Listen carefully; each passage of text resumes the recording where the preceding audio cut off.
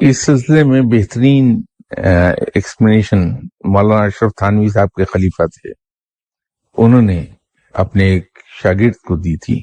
ان کے شاگرد نے ان سے یہ شکایت کی کہ حضور جب سے میں اس راہ پر آیا ہوں شیطان کچھ ذرا زیادہ ہی زور مارنے لگا ہے۔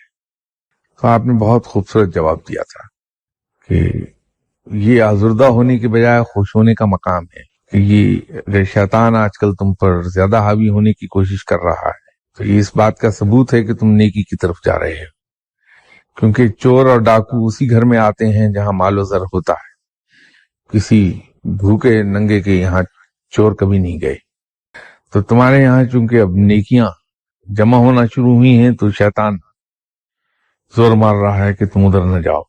تو یہ تو ہمیشہ پیش آئے گا واقعہ کہ جہاں انسان نیکی کرے گا وہاں شیطان ضرور آتا ہے اور ہر طریقے سے بہکانے کی کوشش کرتا ہے۔ اس سلسلے میں میرا ویو پوائنٹ یہ ہے کہ وہ چیزیں جو رب تعالیٰ نے ہماری کوششوں پر چھوڑی ہیں وہ ہمیں کوششوں سے ہی حل کرنا چاہیے، بجائے اس کے لیے مدد ڈھونڈنے کے۔